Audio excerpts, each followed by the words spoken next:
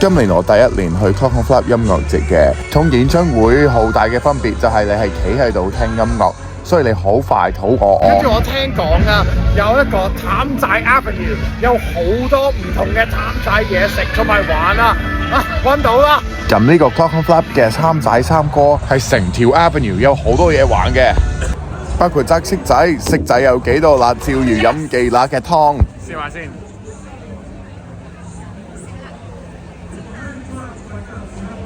過咗呢一個辣椒性嘅精神崩潰啊，就嗌咗碗正上辣到嘅米線。不過而家我照你霸俾晒咯，所以就隨便過去加佢哋最辣嘅湯。跟住就去咗呢一個 Make Your Own Bowl 工作坊，你就可以揀你最中意嘅譚仔三哥配料同埋小食。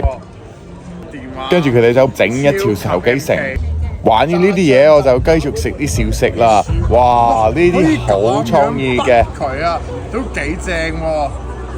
冇錯，三哥就出咗呢一個限定炸醬酸菜薯角，啲鹹菜索晒，仲有呢個尖椒牛油果，仲辣過食皮蛋啊！不過呢個真係太辣㗎，雞尾酒，所以咪去咗飲嘢解辣。辛辣，哦，三小，小辣。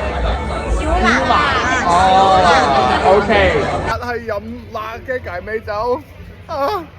救命啊 OK， 我早起啫，其實唔係咁辣嘅，不過呢，有啲好清爽嘅嘢飲啊，喺呢個舊薑 cocktail。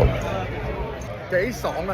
其實有啲青瓜喺度咧，真係有啲解辣嘅感覺啦。我而家可以安心去睇演唱會啦。